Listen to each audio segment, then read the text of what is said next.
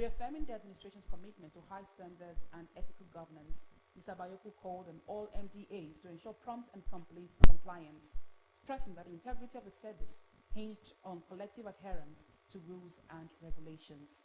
The head of service also implored public servants to respect established protocols for overseas travel, while also reiterating the importance of cultivating a culture of responsibility and compliance. He maintained that officers' dedication was paramount to maintaining the excellence and dependability of the Delta State Public Service. Governor Sheriff Obarewore recently voiced strong dissatisfaction over officers who leave their duty post for overseas trips without permission, yet continue to draw salaries, undermining the integrity of the service.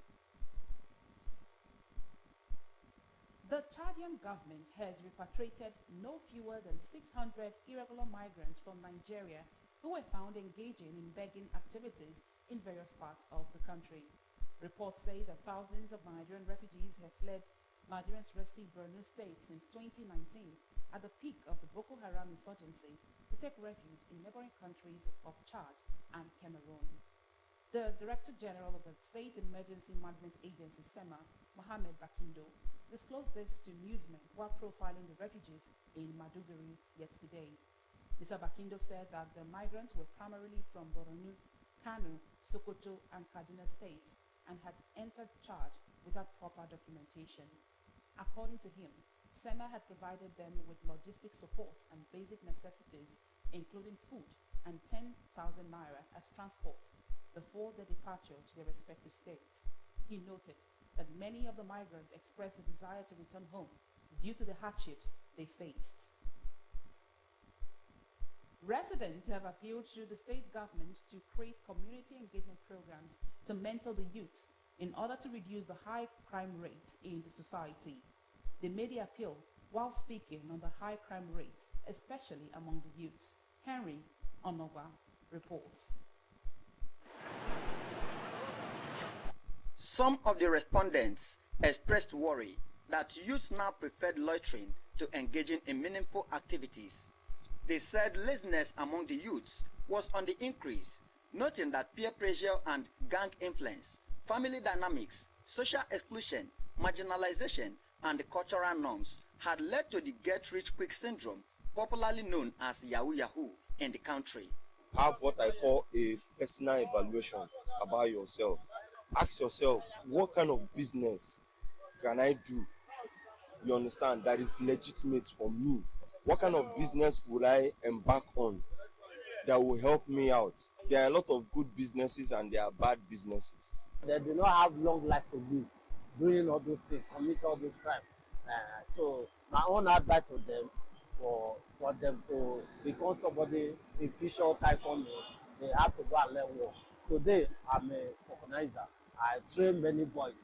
So instead of in the issue of state government, if they have any help, they can give to the ones who are ready to learn or to forward, get something doing. State government should assist them. It's very wrong. They tell your pikin, you are grown, go to the streets and follow your mates and do what they are doing. Your mates are driving car, your mates are feeding their parents. When you know that you will not train him or her in any work, they are expecting him or her to be bringing money to you. Most of all this our youth roaming in the streets. The fault comes from parents. Other respondents blame the high crime rate on some parents who failed to bring their children in godly ways, adding that some of the youths behaved irrationally due to poor family upbringing. They enjoined parents whose children are on the street to engage such children in skills training before blaming government for their challenges. I still blame parents, because even if, as you have a child now, let me just come, as you have a child, you must train your children. Even if you don't have money to train your children in higher institutions, you can train them in a way that they can learn work. They can learn work. At the end of the, at least if they learn something at the end of the time that they want to do something, they can be doing something on their own. I advise the state government to create a job for the youth, so that this kind of thing will not happen like this again. Others, however, listed causes of youth's involvement in crime to include poverty and economic inequality. lack of education and job opportunities, family dysfunction and poor parenting, peer influence and social pressure, social media influence and exposure to violence, inadequate community resources and support.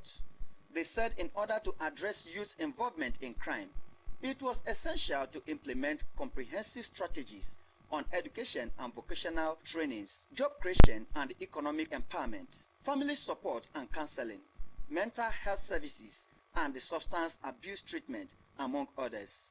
Henry Onogwa reporting.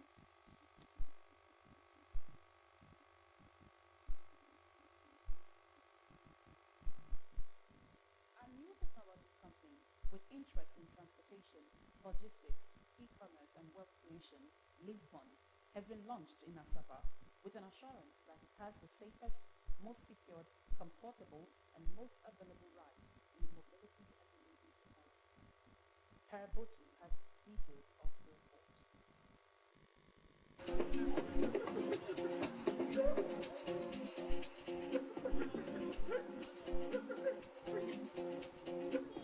The launch of the Lisbon Transport app saw members of the company on a roadshow with Gorilla Clown and bikers in a long convoy of cars and tricycles, particularly referred to as keke, with branded t-shirts and face caps from the Opanam axis through the Opanam Road to the Intawa roundabout and thereafter to Summit Junction and back.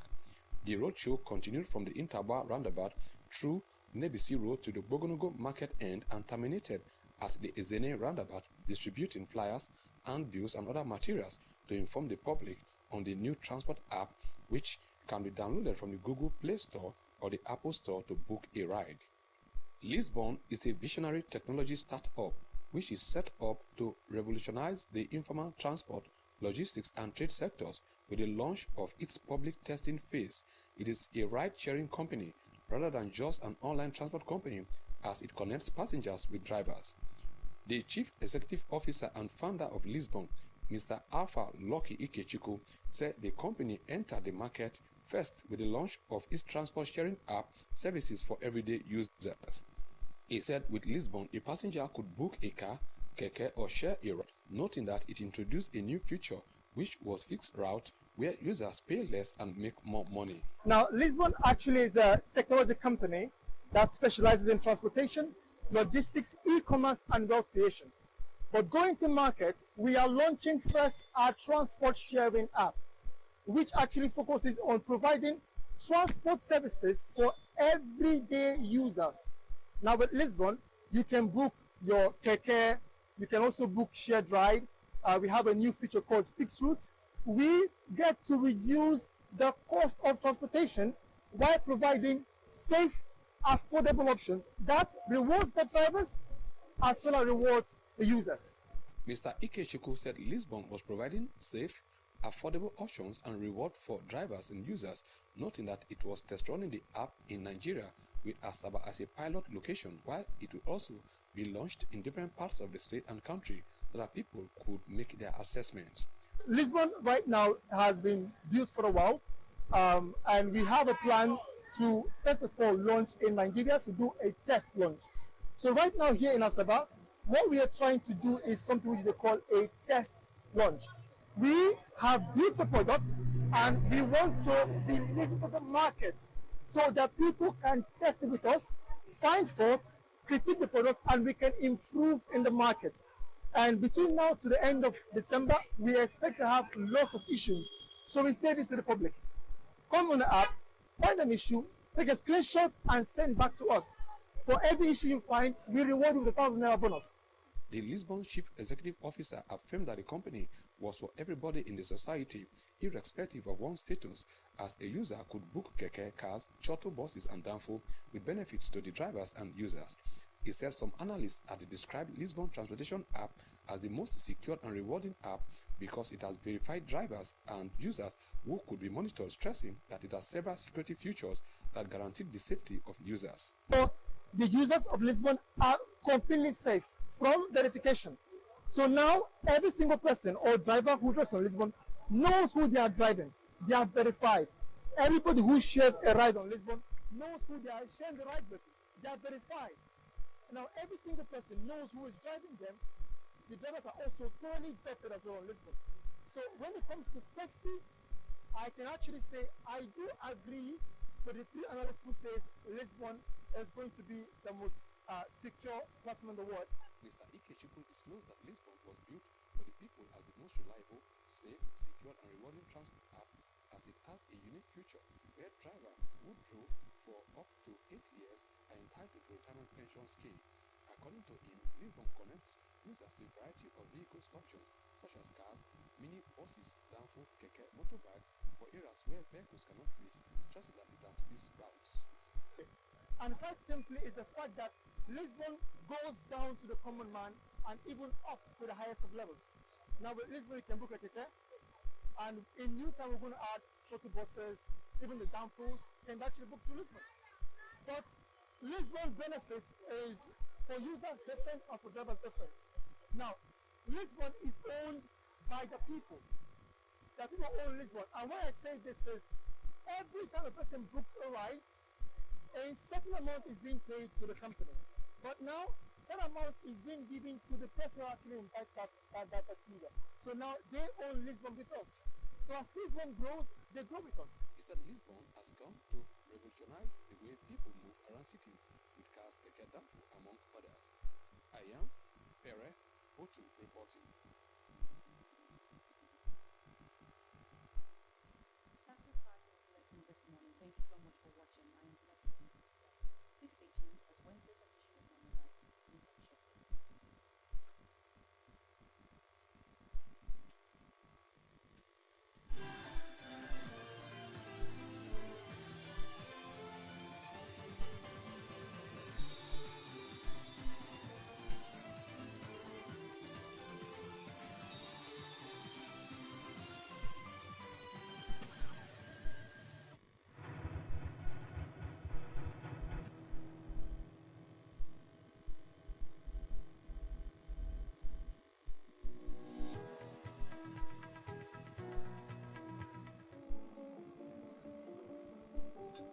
Let's go! No. Let's go. If we continue like this now, where we go end? Bros, calm down. I know say it be like say all of us the best now. But more will not say any damage where we they cause now to our own state.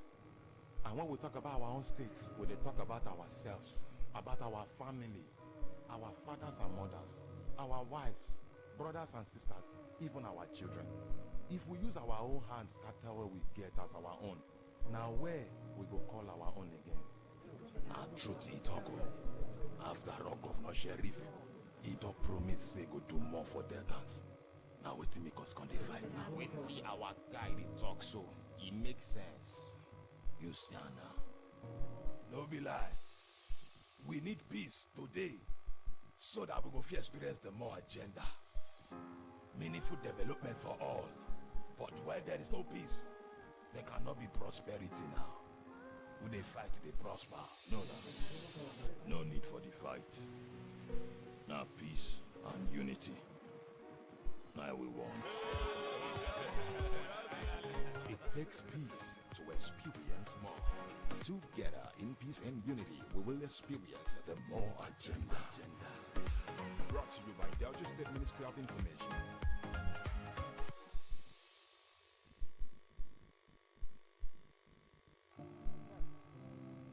Efe, you see, maintaining peace and security in Delta State remains a priority for the Governor Sheriff Oberewori-led administration. It's clear for everyone to see that the Governor Sheriff-led administration is focused on promoting the well-being of all Deltans.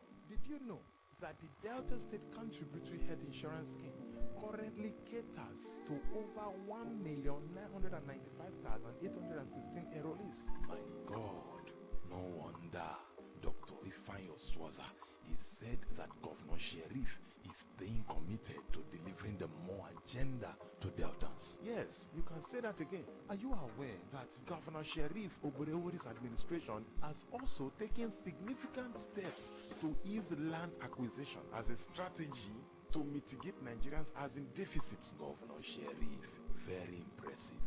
is not just focusing on one area, maybe just health or peace and security. It's making sure that all areas experience the more agenda. Even when the Osun State Governor, Senator Ademola Adeleke, inaugurated the completed Okpanami-Busa bypass, he said he was particularly impressed with the performances of Governor Oborewori in 1 year of his administration. Of course, it is clear now that the Governor Sheriff Infrastructural Development is creating an enabling environment for businesses to thrive ahead of a lady by the name Doris Uzo, who relocated her business to the bypass area, and she's doing very well. Talking about the bypass, Governor Sheriff did a very good one there. The 5.3-kilometer road. And 10.6 kilometer length of drain. Yes. Coming from Warri now, I didn't need to drive through those distance Koka area. I just took this shortcut, you know. Hey, you don't want to burn your fuel now. I know you. You get money, but you don't want to spend them. Governor Sheriff don't do road. Make I still waste fuel. Not be your fault. My Sheriff will do road for you. You don't see how that. Governor Sheriff putting smiles on the faces of Deltans. So we are very happy because our government is working so hard. You Sheriff is down. You do very, very well. Fantastic. Brought to you by Delta State Ministry of Information.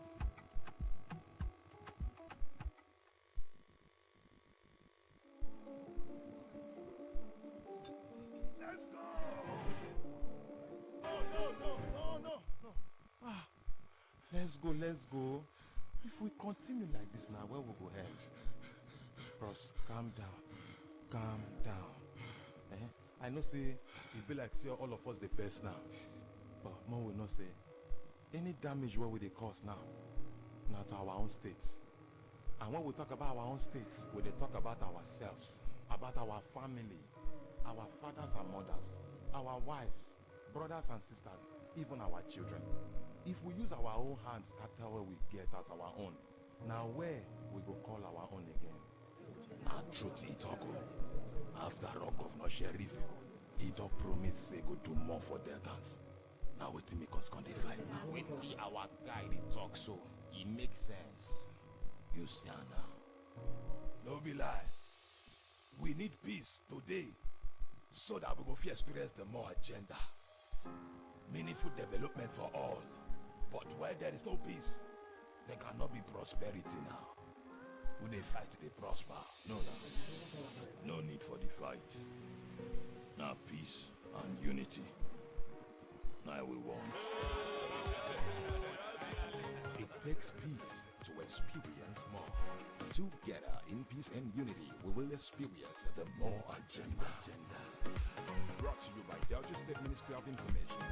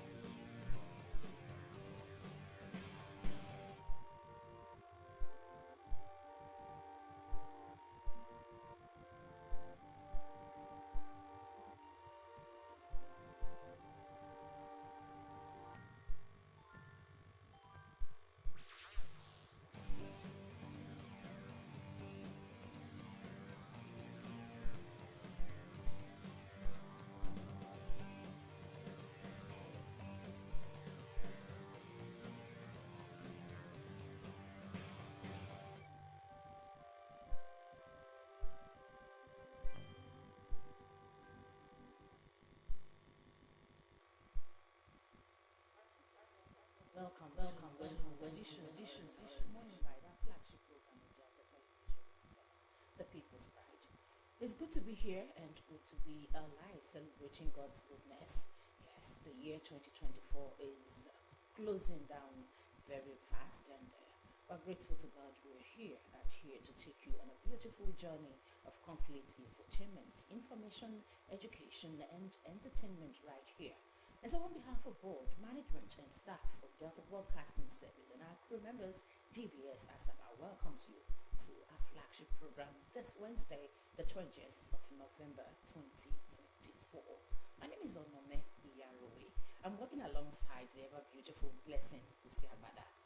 Good morning. Good morning to you. And good morning, dear viewer. Thank you so much for choosing to start your day with us. Exactly. Thank you for choosing actually to start your day with us.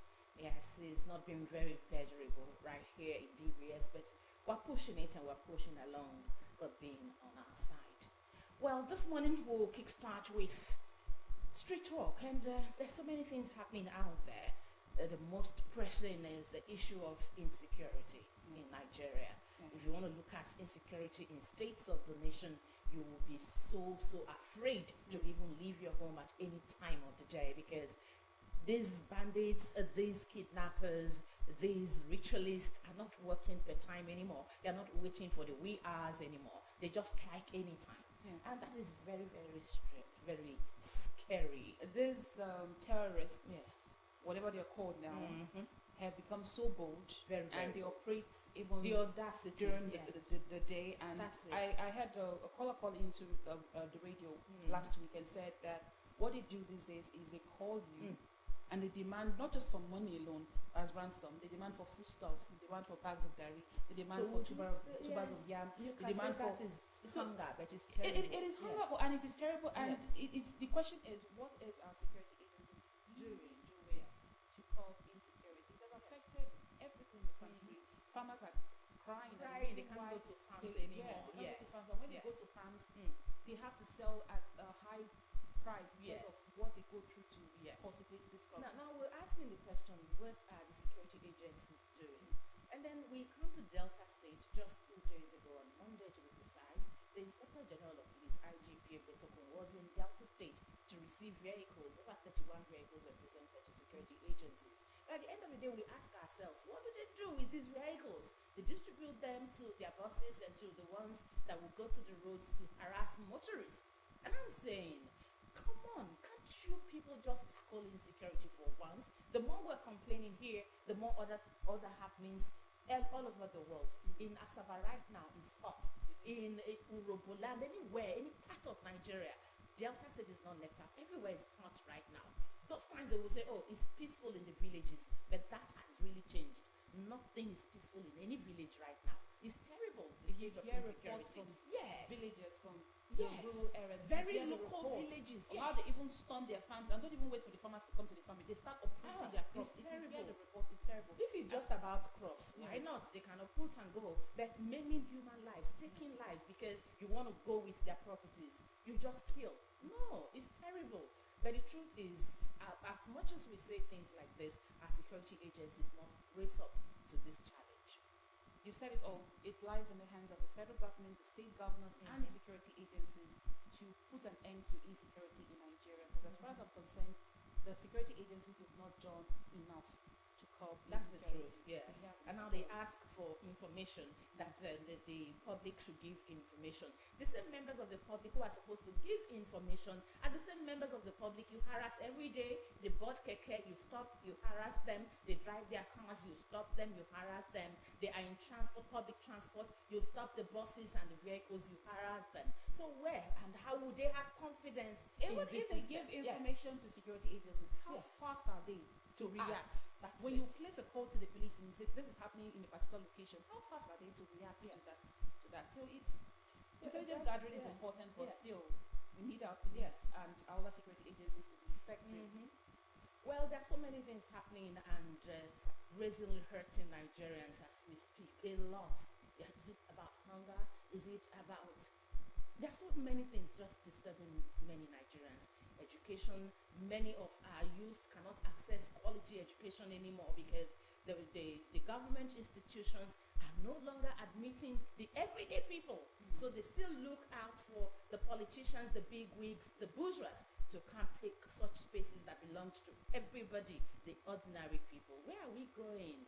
Where are we going? So these are so many issues, so many things hitting Nigerians hard in our faces. But this morning, we just go to the street, and when we come back, we'll move on from there. Please stay with us this morning as we take on a beautiful journey, no matter what is happening in our country, Nigeria. Good morning and welcome.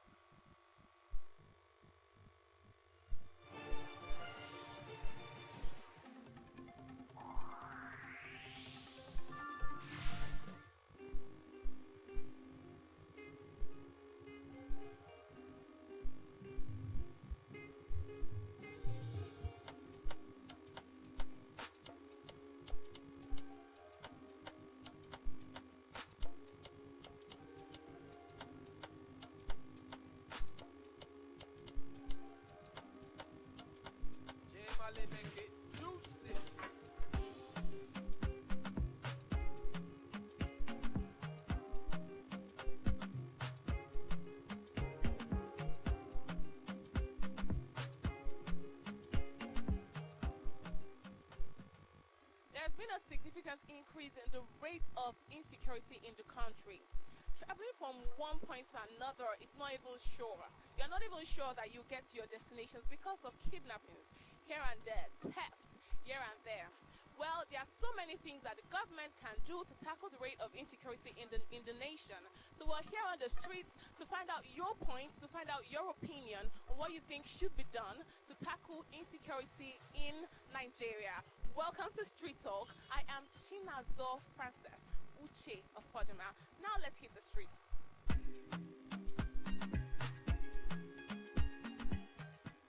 How do you think governments can tackle insecurity in the nation? By listening to their citizens and making sure their security officers are well trained. That's what I feel. That's a good one. Thank you. How do you think government can tackle insecurity in the nation? As the government, the aspect of insecurity in this state is becoming something else. So as for me, I think the government should improve on their security systems. They should put more checkpoints, and ensure they be checking not only the vehicles, individuals also moving. They should still at least try and be checking not only the vehicles, because sometimes they don't go with vehicles, they use their foot. So at least they should improve more. They should not just specialize on the vehicles alone in the aspect of security. Right. Thank you very much. Thank you very much. How do you think government should tackle insecurity in the nation? What do you think can be done? Okay, for me, the number one point that the government have at hand is making sure there is a creation of job. You know, in Nigeria now, I know there are jobs, but maybe I think our youths, there are jobs that they don't like in this country. Maybe jobs that they feel like is so suffering, and maybe out of they're educated and they'll now see themselves going to a polar job. You understand? Maybe creating suitable jobs for our youths. Is an agent that can play a very role there. And there are so many other things to do, helping poor people. But the main thing for me, is creating a job. So if there is a creation of job, I think it should help to tackle these insecurities in Nigeria. Because you believe that if jobs were created and there were more job opportunities, people would have no reason to go and steal, to go and rob, right? Then maybe paying those that are already working well. Yes. For instance, me, I'm a student too, but I'm also working. I work in a private school as a teacher. If I'm being paid well, maybe for instance, I'll not have time to think of going to do prostitution or maybe to engage in other social vices. So that is it. Okay, that's a good one. Thank you very much. How do you think government should tackle insecurity in the nation? Well, first, lots of the problems that we are facing in the world are traceable to economic problems. They are traceable to economic problems, and it is due to hardship due to difficulty that people do what they do. Yeah. So I think for starters, the first thing that the government should do to tackle insecurity is to work on the economic situation, the economic regression within the nation. If they can improve the economic situation within the nation to a very large extent, I believe, without mincing words, that the insecurity within the nation will decrease, because no one in his right mind would risk his life, put his life in danger to involve himself in anything that would cost him his life. So most of those who do these things are doing them because there isn't any alternative for them and they need to survive. So that is my first opinion on the matter. The second opinion is, first, we need to work on our agencies. We need to work on the police. Lots of them are incorrigible. A lot of them are incorrigible. A lot of them are just after their pockets.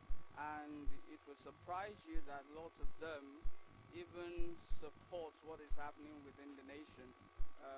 I don't mean to blow things out of proportion, because I have seen it firsthand. I have seen a situation wherein the police came to a robbery scene, and after they made an appearance, before the next minute, the same culprits that were saw, because I saw them from afar, was walking free on the road. I was staggered by the situation. So we need to work on the character, yes, the character, the quality of persons that we employ into the service, because most of them are the criminals themselves. Right, thank you very much.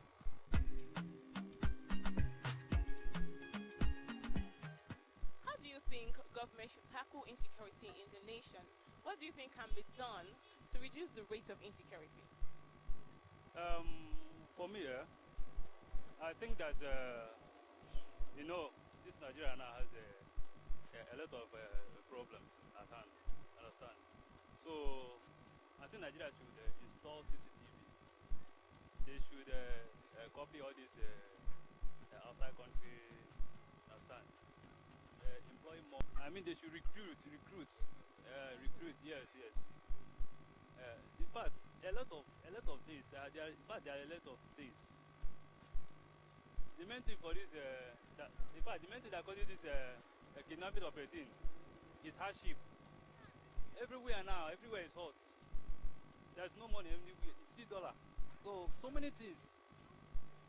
You and I know the problem in this Nigeria. You understand? So that's the reason why even the government themselves know what to do to stop all these things. The government, they are human beings. They know what to do to stop all this kidnapping of everything that is happening everywhere. So let them try hard. But CCTV, see, number one thing, even all these African countries, our neighboring countries, they have CCTV. It's very, very, very important. CCTV all over Nigeria. Even where, and they should put it where nobody will even know that it is there. So CCTV is very important, and they should organize this that monitor those things.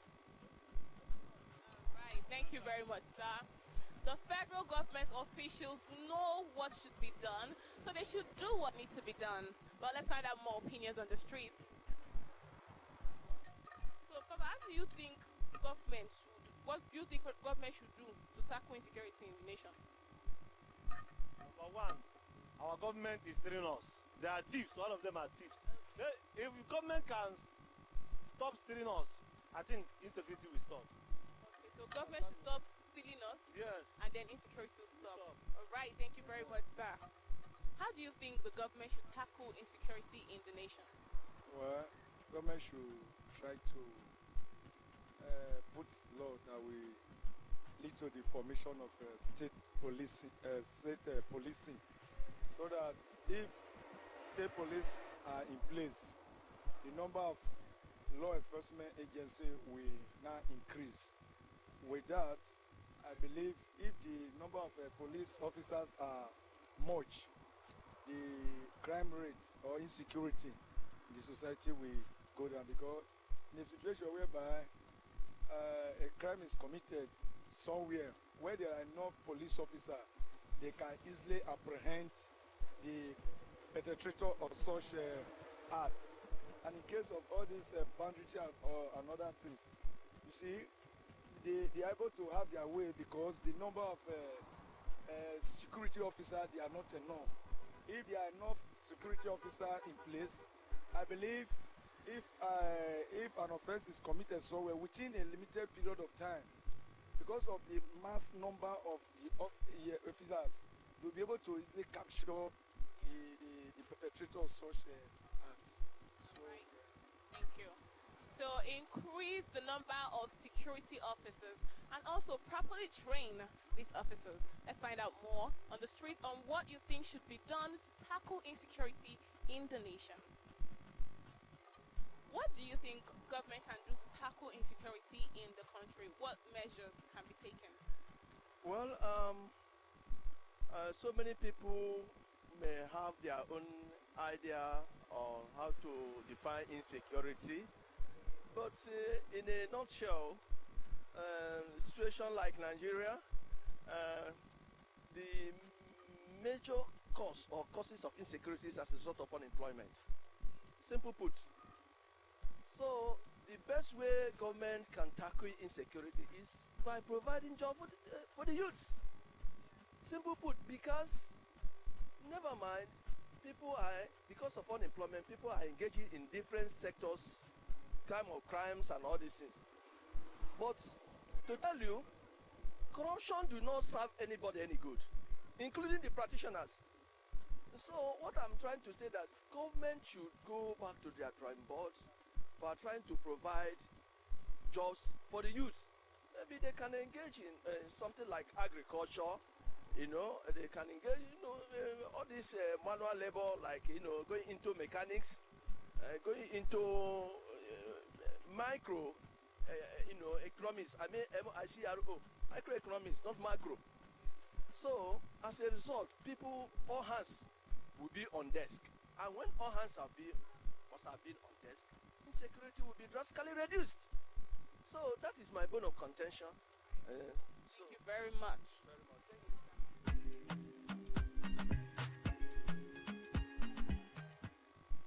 How do you think government should tackle insecurity in the nation? Security. Insecurity. In the nation. Now they have to start working. There's no time again now. It remains small. When you're in a house, they will come and carry you. Yeah? Okay. So what do you think they should do? What should they do, Gongo? They will start it one by one. So many people are looking for job. They will employ people. At least some people I know. If you employ them in this job, they will give you. What are we talking?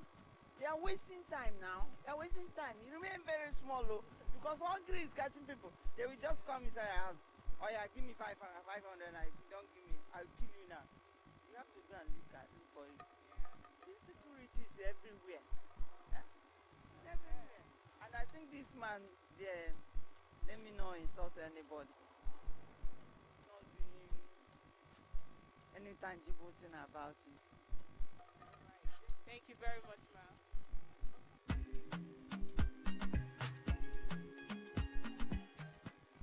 Many have said that creating job opportunities would curb insecurity in the country.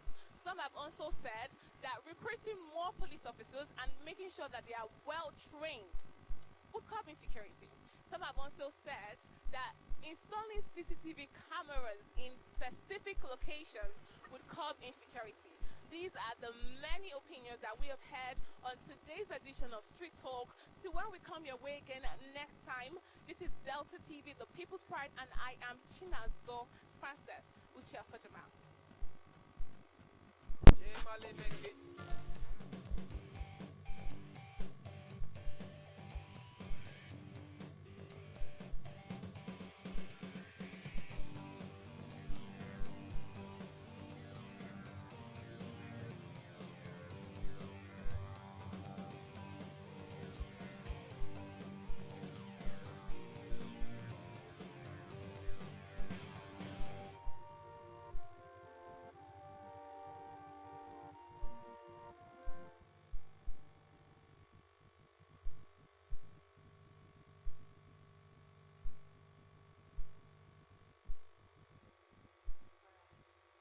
so painful and terrible what's happening, but Nigerians are resilient spirit and we're fighting hard that things really get back the way they used to be, especially with insecurity.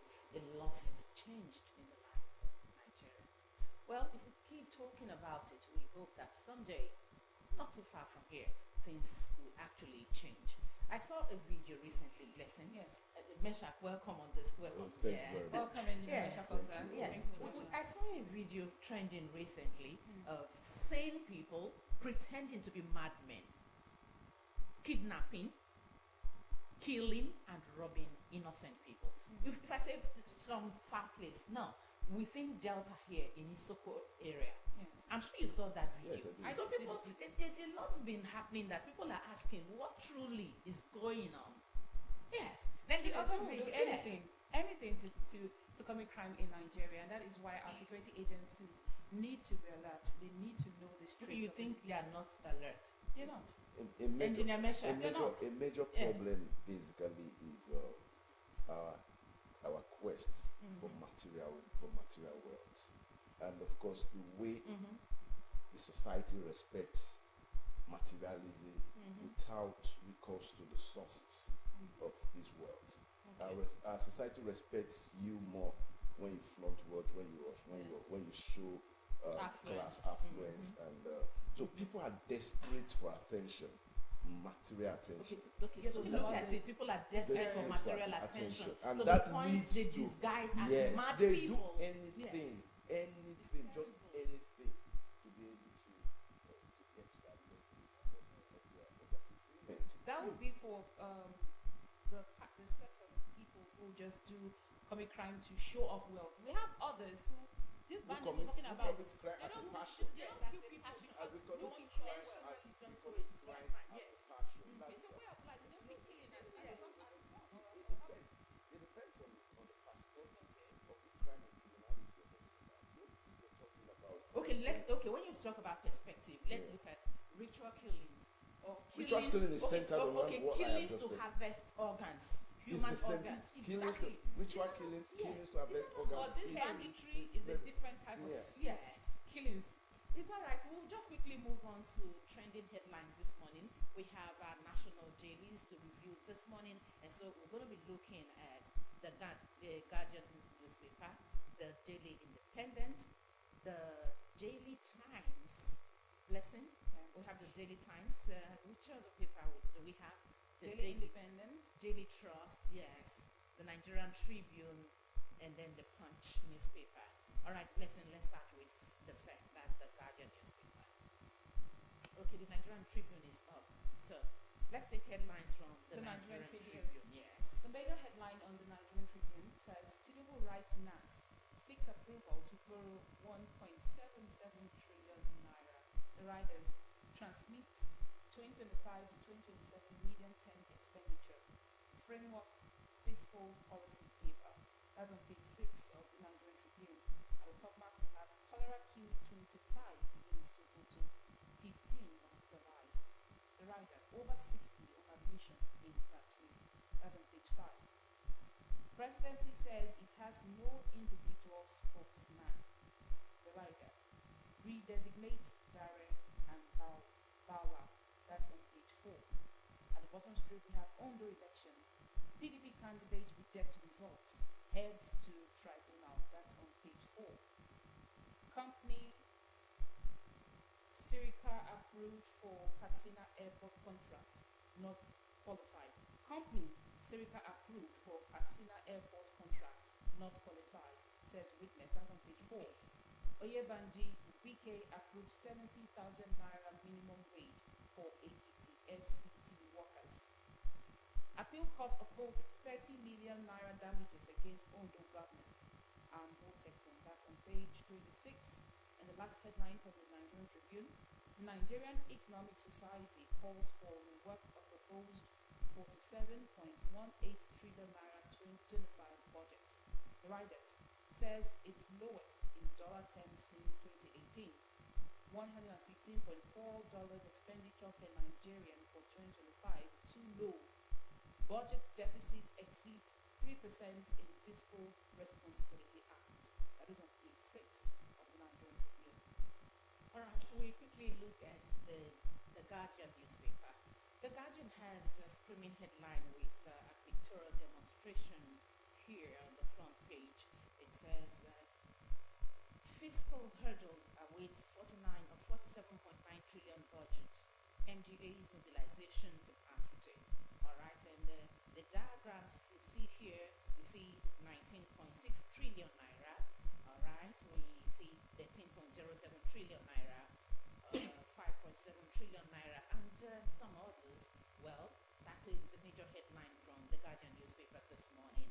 All right, at the bottom strip we have social challenges. Tinubu warns of unrest as Zulum decries IDP camp will be Ghani. All right, that story you will find on page 3 of the Guardian. And then from, let's see, what page is this? From page 2 we have Senate. VP bid Uba farewell with glowing tributes. Sad one there. Of course we have Odo Bubako Ajayi rejects results, vows to take legal action. Just as President Tinubu has told that anybody who is not satisfied with the outcome of the results, go to court outrightly. Okay, so we have Ajayi saying he's rejecting the results and is seeking legal means of resolution. This is Nigeria. Okay, we have this headline: food insecurity threatens Nigeria's stability and future. Please get the details from the Guardian newspaper. Federal government revokes directives relating to NYC posting restrictions. Okay, you want to read up that story? Please get a copy of the Guardian newspaper. Falano underscores right to force education or to free. Okay, Falano underscores right to free education, says errant state government, or flays errant state government. And this one from our own Tom Polo accuses Navy of aiding our theft. Well, these are the headlines we're following from the Guardian this morning. Moving on to our next paper for review this morning, I'll go with the Daily Trusts. Thank you. The Daily Trust newspaper has its major headline: traditional rulers not afraid of governors, says Sultan. The riders says no project greater than educating youth. Our safety rests on their empowerment, says Shetima. Leaders must emulate Sir Duana's leadership strategy, says ex-Niger governor. That is on page 4 of the Daily Trust. At the topmost, 5 soldiers, 30 terrorists killed as Boko Haram attacks troops in Peru.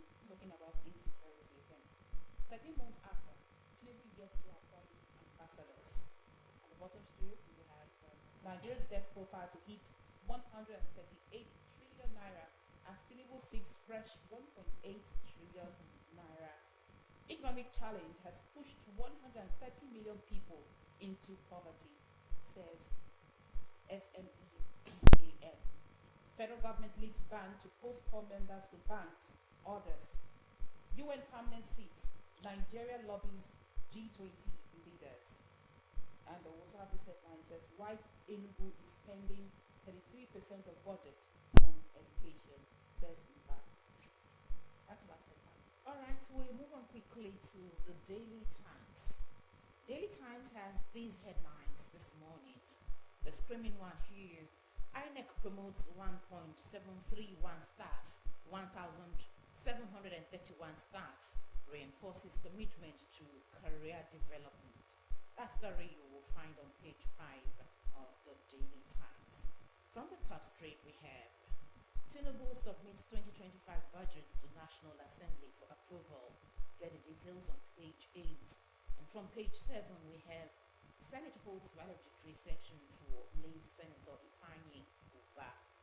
On page 2, Tinubu seeks Senate approval for 1.767 trillion naira external borrowing plan. 1.767 trillion naira.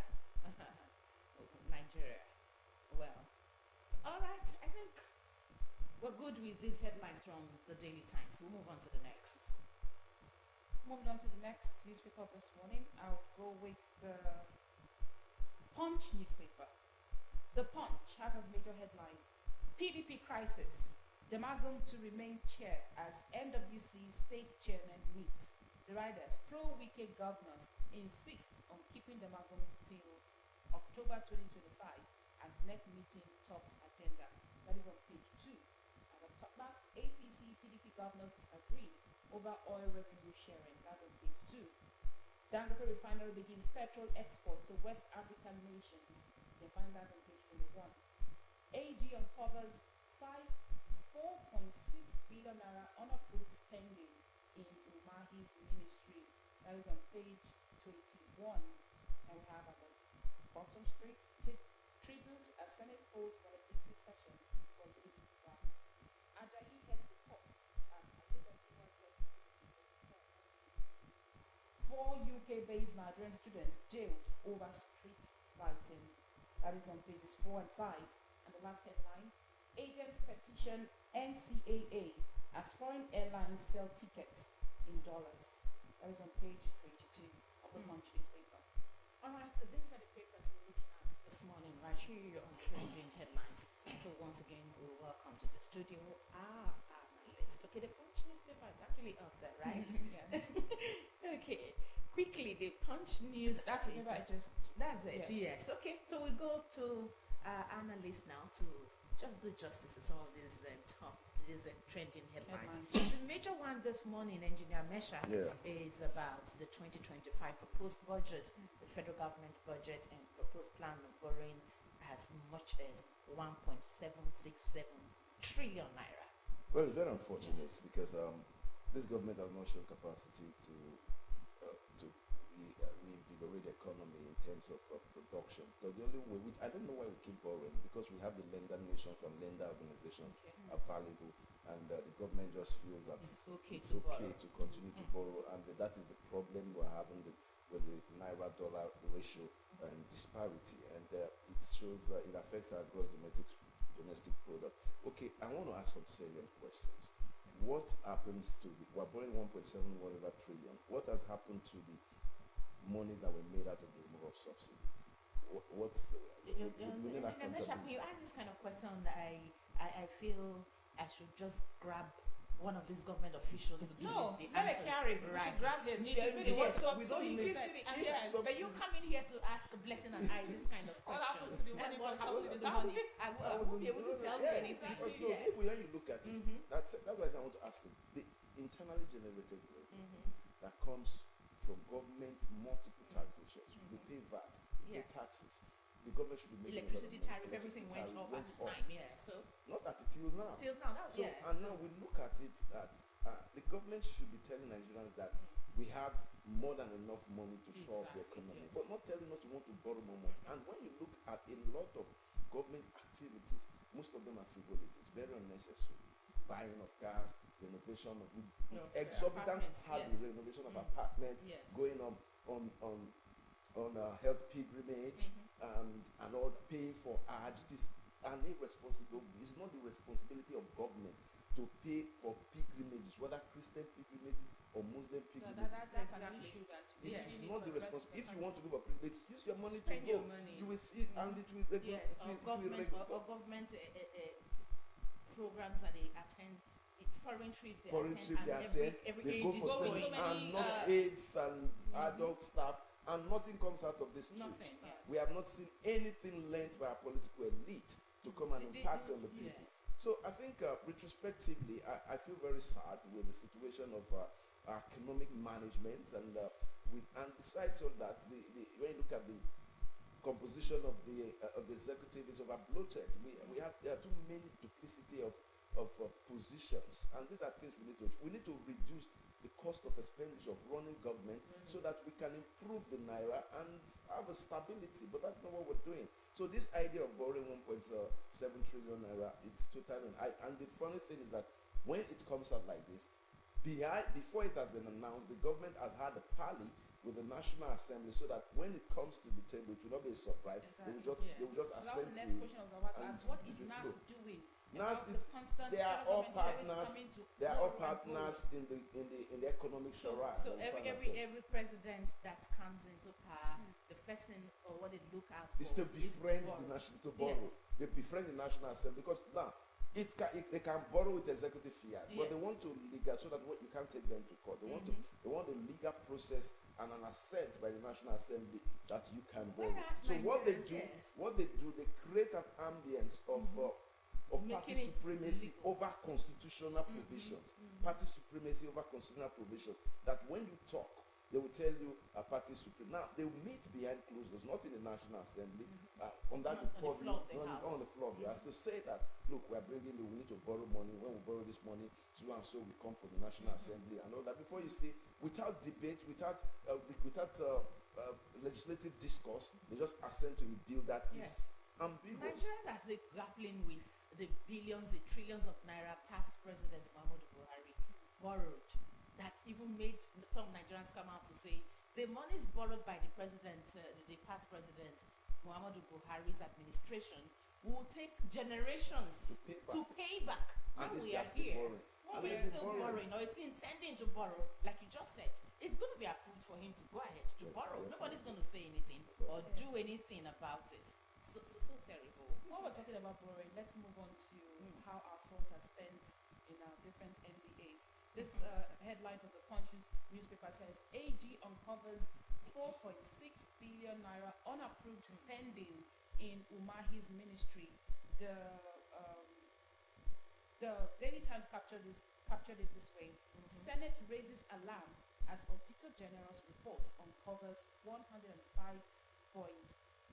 billion naira fraud in NDAs. All right, there is this headline from The Guardian, the screaming headline actually, that says a fiscal hurdle awaits for 7.9 trillion naira budget, MGA's mobilization capacity. Yes, it's quite an insight to the mafia setting within the civil service. Besides the political class, there's so much corruption in the civil service, so much corruption, so much aiding and abating and collusion between civil servants and the politicians. And this probably is coming up now because some people's terms were not met, so they had to spill the beans. But the public servant, the civil servant are the major actors and engineers in the orchestration of public office corruption.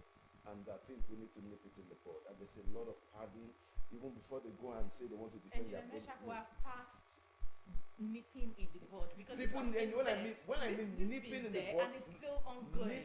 Nipping in the bud is a relative term. Now, what I mean exclusively, where we have passed the nipping in the bud is that we just talk, we stop. But this time, people should be held accountable. People should be made to go to jail, and we need to use people as examples. If we don't do it that way, the second will the political will. Yes, it is the judiciary, the police. Because you hear of a political appointee, a government official who actually embezzled monies. He was tried, but no prosecution. It just ends there.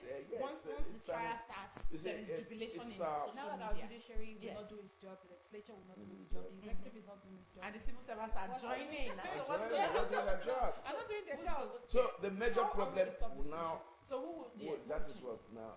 That goes to say that we Nigerians are the biggest problem of Nigeria. We need to have a mindset. So Nigerians need to leave Nigeria. We need to have a reorientation of how public policy ideas, public policy programs are implemented. We need to have it. There need to be a template, but it's sacrificial. We need leadership at all levels of government that have political will to execute stringent punitive measures against contrary constitutional provisions, especially like corruption, financial corruptions and all that, until people are held accountable and seen to be truly held accountable. Look, there's one thing to hold people accountable, and there's another thing to be seen to be truly held accountable. When you are seen to be truly held accountable is when the processes around the crime of criminality attached to your personality are followed. And you are made to do time for the crime you've committed. If not, if it's the idea party supreme is a member of our party It's don't worry, paddy paddy is one of us, or your sins will be forgiven if you join my party. All that it shouldn't work in a All realistic society. All right, we'll take this one from the Guardian newspaper on page 5. Food insecurity threatens Nigeria's stability, future. Okay, food insecurity threatens Nigeria's stability, future, says Minister. Now, what he has told you basically is poverty threatens Nigerian future and livelihood. Now, when food insecurity is premised on poverty, now a lot of times, 70% to 75% of Nigerians are below the poverty line. To shock you, are below the poverty line, and when you look at the provisions available constitutionally for our citizens, it is an elitist situation because the most government policies seem to favor the elites more than the masses, and it creates a lacuna within the ambits of government or political leaders and the electorate relationship. And that is why there's a high level of criminality in the land, because there's hunger. People look at options, and people are pained by when they see the affluence of some of these political elites who flaunt their wealth, and with the knowledge to the people that these wealths are gotten through or within or the period of their stewardship in public office. Now, what the government needs to do, we have good politicians, no doubt, but majority of them are bad. Bad in the sense that they have misused the privilege of service to the people to the detriment of the office that they have attained. So I think moving forward, the present government, as it's were, has not done well with stewardship. I'm talking basically the government at the center, because its policies are really empty people, and that is why we have a high level of insecurity, especially at this time where a lot of families can barely feed, and farmers barely can go to their farms. Because of insecurity. We have so many poverty alleviation programs, both at the federal level and at the state level. Are you not saying that these programs are not effective? They've not the objective, the reason for creating these programs have not they have not been met. Yes. Basically, you see, now let's understand the idea. Look at great economics. You can't grow an economy with palliatives. Okay. You can't grow an economy with gifting people money for starter packs or money for sustainability. Giving farmers grains, planting, you need to create a productive economy. A productive economy, the template that follows a trajectory where there's sustainable power for SMEs to thrive. You can't you're giving people dryers, blending machine and all that. Do you give them power to sustain it? Now, you don't give them generator. Even if you give them generator, will you be continuing buying fuel for them? Create an environment for sustainability and productivity, and that is where we are lacking, because the circle will keep going around. Now, and in most cases, when they want to do about these relatives or whatever I talk about, majority of poverty alleviation, 70% of people that take starter packs, they sell it out to the same market that it was bought from. 65% of people that start the program, do not finish the program. Then when you look at it again, 50% of those people that came for the program do not really need the program. They were put there by their brothers and their sisters in positions of authority in government. Come on, I just want to assist you. And so it's not totally monitored to see the effectiveness of the vision of such programs. Okay. We have this headline from the Daily Independent newspaper. Chompolo accuses Navy of sabotaging efforts to combat oil theft. Well, that accusation may not be far-fetched, basically because, first and foremost, the Nigerian security architecture is so structured to fail, because I do not see where we have a Navy and an Air Force as part of our military, and we contract the security and securing of our pipelines and of our territorial waters, especially the oil and gas territorial waters, to a private firm. Now, there's been a high level of corruption within the security architecture of the Niger Delta ambient within the oil and gas sector. And for the coming of this Tantita, with that Tompolo lead and co, they would always seek compromise because there's been a high level of collusion between the oil thieves and the security agencies. Nigerian security defense and whatever, and the Nigerian Navy have been culpable, and there's no accountability, and I have been pained by the processes of advocating justice. Now, you catch a vessel that has been found to have stolen Nigerian's oil. That is an evidence for prosecution. Then you hear that the Navy blew up. Yes. Navy, they will tell you the Navy has blown up the vessel to kill an evidence. People have been arrested, but the principles of these people have never been accounted for.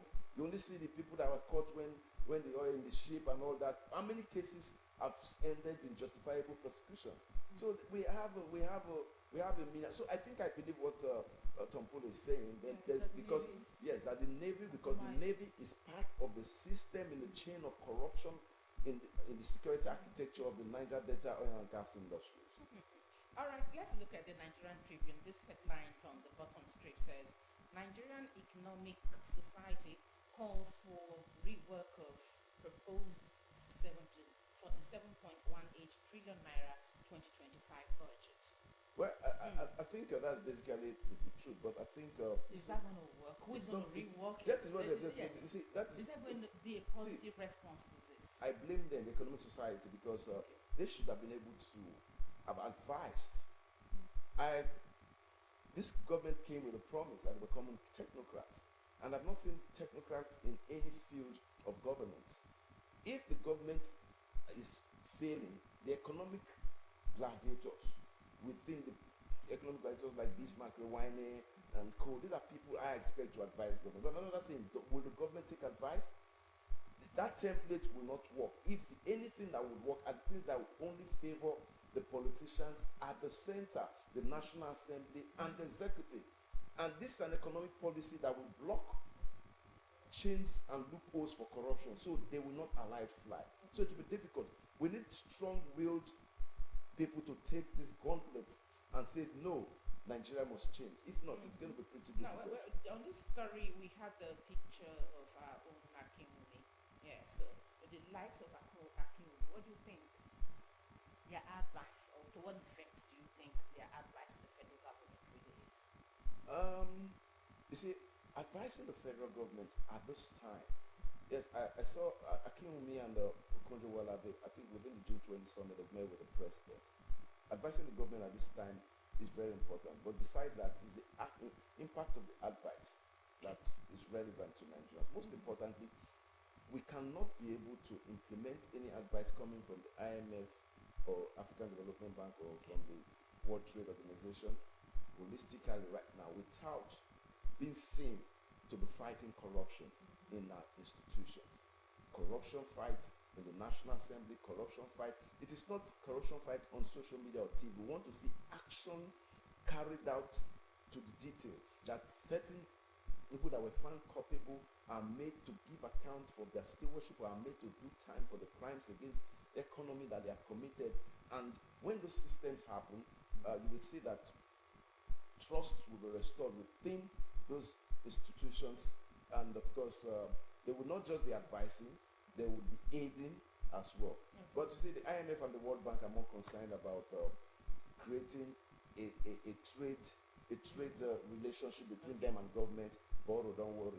I think Nigerians, most Nigerians have come to the point where they don't seem to wanting to contribute or wanting to hear anything that is going to be positive coming from government, because over time all of these have been happening. But anti-people policies, stiffening policies, making life very difficult for the everyday people. And so when you hear people come up, or these experts come up with some of these suggestions, the everyday people don't believe in them because it's not been working. Summarizing what you just said. Not been working. Summarizing what you just said right now, it is with one word. Okay. The people have trust issues with the government. Okay.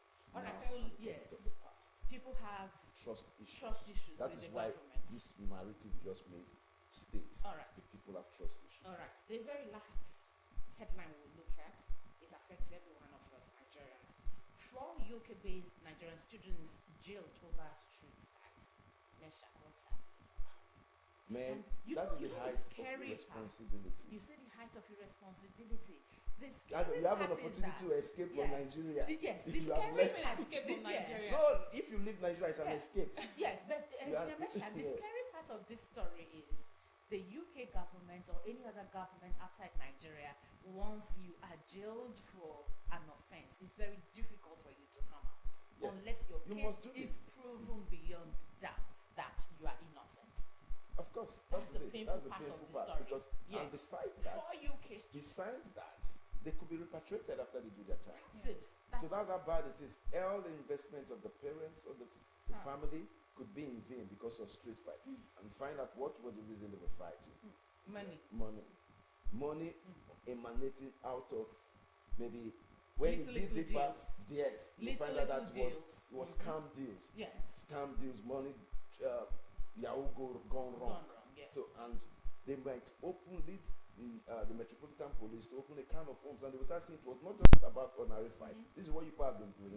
In our And country, unfortunately, yes. after from prison, they take them straight to the airport, and they're back to Nigeria. Who is going to be losing? So at times when you can live lawlessly in Nigeria because it's as if we don't have law, but we do anyway. But when you go somewhere, live according to the laws of that land. Okay. You've had an opportunity, you've missed it. It's difficult to get it back. All right, Engineer Meshak, your last word. We've seen all of these headlines in our national dailies today. What will be your last word for everyone listening? At such a time that we are at this period of Yuletide, I want to advocate that people should be Engineer security Meshak, you've conscious. entered Yuletide. No, at this time of hitting into the Yuletide. The month is we should- already over. Today is the 20th of November. so No. At it's this in point- order. Yes, I'm very much in order Okay. because this is a build-up. People To must be the security Yuletide, conscious because there's hunger in the land and there's desperation in the land as well. People are desperate. Mind the places you go to.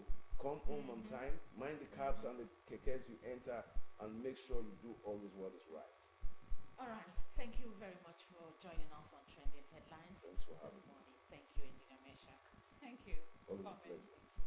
All right, we'll be moving on to our next segment and our interview segment. A lot's been going on in Nigeria, especially in Delta State this month of November. We have a strong government official, a loud voice, a strong voice that's going to be doing justice to the issues surrounding the immediate past governor of the state, Senator Dr. Ifeanyi Ato-Okowa, and the EFCC is going to be putting the record straight for us this morning. Please stay with us on Wednesday's edition of Morning Ride.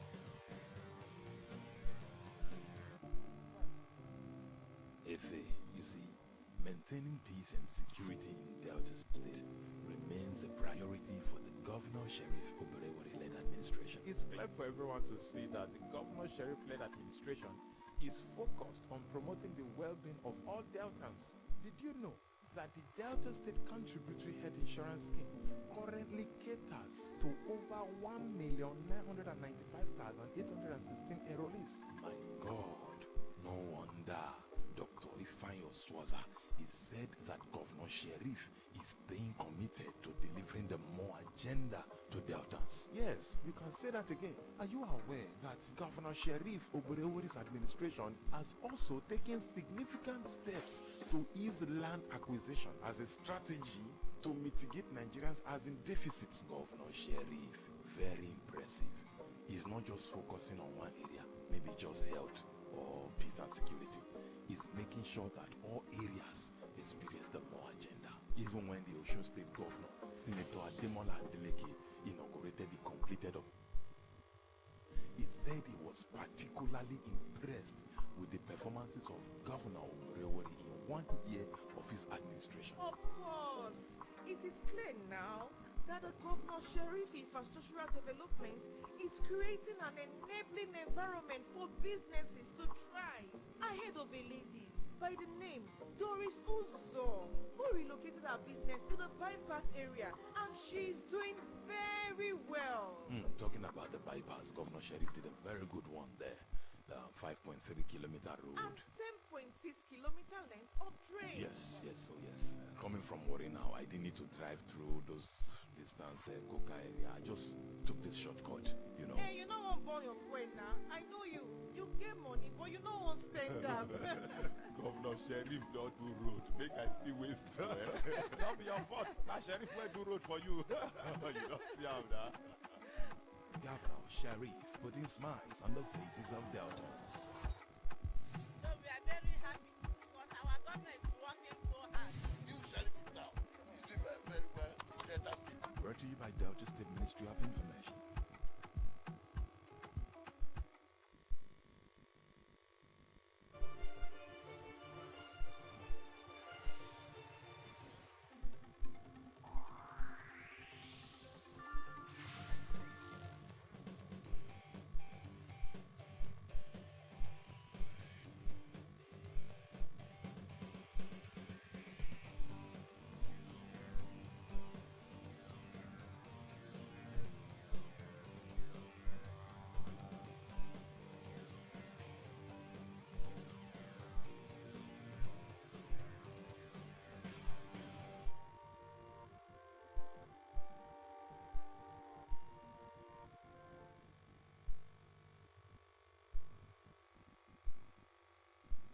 To Wednesday's edition of Money Line, and welcome to this interview segment.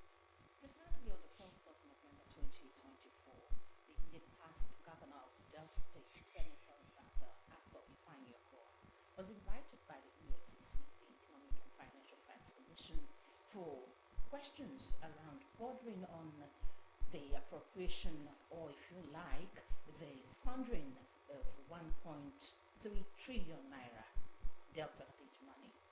And then it's been kind of media war for some time now, and some persons are asking questions, especially Deltans are asking questions about the true situation of things with the past governor of Delta State. And so I want to talk on this and other issues affecting Delta State as a Nigerian state is the past chief press secretary to past governor Ifeanyi Okowa, and the present executive assistant to the governor of Delta State on public enlightenment on projects and policies. So this is one man that has what it takes to answer questions like this, bordering on administrations in Delta State. He's no other than Mr. Olisa Ifeachika. So good to have you this morning, sir. Good morning, my sister. Good morning, listener. Good morning, sir. Welcome to Morning Ride. Thank you, my dear. Good morning. Being on Morning Ride to talk about this issue about the Economic Financial Crimes Commission, EFCC, and immediate past governor Ifeanyi Okowa, I wanted to put the record straight. Let's take it from the very beginning, how it got to this point that the EFCC, or whoever the government of the Delta State is accusing of doing this, how we got to the point where the past governor actually misappropriated 1.3 trillion naira Delta State money. Thank you very much, gentlemen. I'm sure you got a share of that money. I did not get You didn't? Blessing, you did? No, sir. But it's so much that if it was shared around Deltans, each Deltan were about 4.something million Deltans, and if such money was shared without doing anything, I'm sure reasonable sums will get all of us. I will thank you first by your gambit, the way you opened, to say that Senator Dr. Ifeanyi Okowa was invited by EFCC. Thank you so much, because in the media trial, that's what I choose to call what happened. They said he was arrested. He was arrested. That was what was in that media space for a very long time. But the truth was that they preempted what they were going to do. While the man was abroad on his vacation, Okowa is one person that doesn't leave the country. He wasn't traveling like other governments. So he chose, after seeing that the government that succeeded him had stabilized, he chose to have a vacation. He was out of his country when they floated that he had been with EFCC for 3 days. He had been arrested. And we were alarmed, but I knew, as at that time that thing came out, he had been away for about 2 weeks. Was out of the country. But so for a man that was out of this country to be with the EFC for 3 days, we debunked it and put the record straight. But when he now came back and found EFC's invitation, as an honorable man that he is, he decided to go there to honor the invitation. And that gave us idea that I think they floated 3 weeks earlier. There was a build-up to what was the plan. So he went there. I went there myself too, following day after he arrived there. And the normal thing, you get there, petition is put down, you now see the authors, you look at the things that have been canvassed, of course you do your response. That was what kept him there, nothing else. He needed to respond in writing to those things that were alleged in the petition. And that was why he spent 1.5 days only. He got in there on Monday at about 4 p.m., used Tuesday, that I was there, used Tuesday to respond to those things. On Wednesday, he was back here. All right. We've seen you. On Wednesday, he was back here and was in his house, and he's been in his house all along. So the issue of arrest and all that, detained. He was detained, His wasn't passport, there. his international passport seized. You know, so those are things that the sponsors of all of that, I must tell you here, everything around what we're talking about is political. So are you telling us this morning that the international passports of past Governor Ifeanyi Okowa was not seized at any time? No. I told you he just traveled and came back, and if he was let, what they call after he had given a statement of defending what was the content of the petition, and he was allowed to go. He wasn't. Okowa is not one person that travels. Even when some governors will sense issues and leave this country, at the risk of being immodest, the present president of our Senate was out of the country, was a PDP member. When he learned that he was being hunted for, and that if he got into this country, they were going to take him straight, he joined APC from outside. Those are people that they were John Ketty. Okowa doesn't belong there. He doesn't leave the country. He doesn't go anywhere. So even when he came and he was told that he was wanted, he went there, and nothing was taken from him because they know that he will not jump bail. He will not run away like others. You know, and he has said it openly that I am open to investigation. Let me tell you that even before this open thing, they have been coming. Yes, people that come because these things have been there. More than 1 year, there have been petitions around the same 1.3. If you remember, sometime late 2022, there was a protest in Abuja on the same 1.3 trillion. They call it, that time was oil producing communities. That the money is there, the revision fund should come and account for it. Yes, just in government coffers. So it's not a new thing that was saw. It was a rehash of what had been there. Why do you think that these allegations have been surfaced now? And who do you suspect might be behind these allegations? First, suspicion is not the word. It's not because it is commonly said that it is a rat that is in the house that tells the one outside, please come in, there is food here. The petition or petitions were authored by Deltans. Not people from Yoruba land or outside people, no. Deltans authored it. And in a nutshell, it's about 2027 election, nothing more, nothing less. Elections. They feel that the struggle to perhaps hold the state politically is on, and you know the issues of how our present governor emerged, the matters around the court cases, all of that, and at the end they found out somebody appeared to have held sway, is now in charge. So with Okowa and the present governor and one team, they may just dominate others. So it's about 2027. I needed to say that now because education class. In a nutshell, that's what it's about. It's not about it. They know that it is not true. 1.3 trillion naira is so much money that if Okowa didn't do anything, didn't pay salaries, didn't do anything for the 8 years he was in office and just taking that money, it means every month the man was taking nothing less than 15 billion naira. Yes, Is it possible? Yes, but the money has been, how the money has been stashed or the different accounts stashed and evidences, or there seem to be evidences how this money has been taken from the state government coffers. What would you say to that? I'm not aware of those evidences because Okay, we are not going into the evidences. I say I'm not aware of the evidences. Okay. Because let me tell you the straight thing. If first the authors of the petitions, if they are not lying, they should put face to the petitions. Somebody should be able to come out, yes, we know you did this, you did this. Let them come and say, we'll see them. And the best thing to do is, while EFCC or whatever authority is investigating, come and show evidence, come and prove case. Okay. The man you have alleged that stole is there. Everybody has seen him. Those of you are alleging, why don't you come at the courts? The courts are there. All right.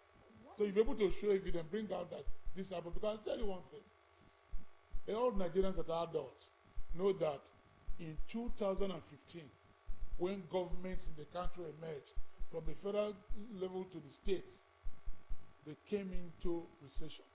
There was no money anywhere in the country. So it's unbelievable. For the first 2.5 years, 2015 to 2017, there was no money anywhere in the country. Governments were screaming. So how could money have come when Deltans, the civil servants that time, were taking half salaries? So how can somebody be saying that so much money for 8 years come on account? Where did the money come from? Okay. And does it mean that even if such money came, so the government was at a standstill, let's keep the money and be eating it without working, salaries were not paid, all these roads that have been done, what gave him the name Roadmaster? What people have been applauding him for? The state secretariat here that has been described as the most iconic in West Africa wasn't done with sand.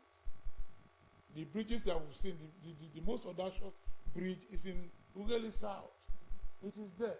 I don't want to talk about the other ones. Are they saying that nothing was done? The money was just eaten. So it's ridiculous. Let's just assume that Very there were ridiculous. evidences, but people have made strong allegations. What is your reaction to the claim that Premium Trust Bank and certain housing estates and hotels were acquired with diverted state resources? These are issues that came up even while we were in the office. They were there. We came out to strengthen them. Premium Trust Bank is a public company. To have a company, all companies are registered with CAC. And the condition, some of the conditions that all the directors, everybody owning the company must be known. So this person's also come out there in CAC, we've seen your name, you're the director or your owner, you have this number of shares there. It's not there. Okowa has zero, and I repeat, zero interest in Premium Trust. The hotels they're talking about in Asaba, the individuals that own them are known to the public. The entire EFCC knows those people who own them. The Deltans that are alleging that mischief, they know the owners of those hotels. I know the owners of those hotels. And a lot of people know them. The public knows them. So it's just mere allegation. The man is not the hotelier. We know who owns those hotels. Okay, so you're saying all of these allegations are false against the past government? They are false. So I will repeat it with all authority. The estate they're talking about. Okay. If you go to the estate where Okowa lives, he built his own house in that estate with his own design. Estates are known to have the same pattern. If one person is building for people to come and you build the same pattern of house. If you get there, people build houses the way they like. They got land and built. So it's an estate here, it's an estate, but the people came there, bought their land and built. The only difference is an estate because it is an enclosure. It has its distinct landscape and all that. It is secured and all that. It doesn't belong to one person. sentiments as the immediate past commissioner for information Delta State, Mr. Charles Anyaku, same things he has said about this case of past Governor Kowa and the EFCC. Now, if this is your stand this morning, what do you think, or what would you have to say about His Excellency's handling of Delta State's resources in the 8 years he said has done? I'm sure that if we can swap positions, that Onome, my sister, sits here and I sit there and you have to answer this question, I know what you will say. You tell us this morning. I know what you will say, and what you will say is exactly what I'm going to say now. That Senator Dr. Ifeanyi Okowa in 2019 or thereabout got an award from the World Bank. World Bank is one international concern that cannot be contaminated in any way. They gave Okowa award for transparency, for exemplary leadership, and all of that. He got it from the World Bank. In this state, Nigeria National Board of Bureau of Statistics, NBS, a federal government concern, gave Delta State. Delta was the second least in poverty index to Lagos. In other words, Lagos was the best, followed by Delta. We know how big Lagos is, we know how much resources are available in Lagos. But here in Delta, Delta came second from a federal organization, NBS. And I don't want to talk about the one from CBN. Somebody may say, while CBN was headed by a Delta, there must be some bias. The CBN gave 2 awards to Okowa. So for such a man to get these big awards, I don't want to talk about the ones from media organizations where all of us were there. I don't want to talk about those ones. Those ones are legion. Okay. Was there any external audit of the Delta State government's finances during the 8 years of Every year. It's available. It's in the public domain. Audited accounts of the state data secretary. It's there in public domain. All right. You've said every year. It's impossible for an individual or government to spend 1.3 trillion naira. But some critics argue that the cost of some flagship projects were inflated. How do you respond to this? That's always the case. That one is common. Even in DBS here, I'm sure that if somebody is going to mischief, they will accuse your GM of inflating even the buying of diesel. That if diesel is selling for 1,000, they will say she's buying for 1,500. No more. But what is important is that a job has been done and done well. They will always say that.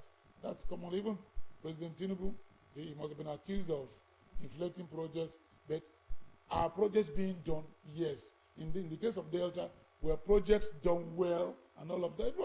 We've been applauding Okowa all along, called him Roadmaster.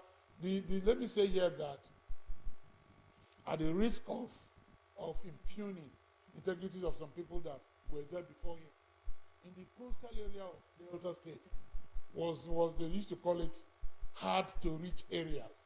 Okowa, who is from the upland, broke that jinx. He went to the hard to reach area, so-called hard to reach area, and went there, paved roads, built roads that now people from that area cannot drive their cars. Not just driving, they can drive their cars around their communities there. It never happened before.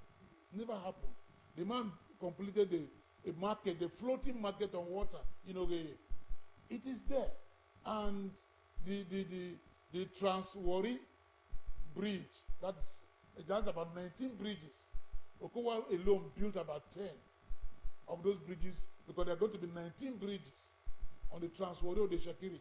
It's a ring road.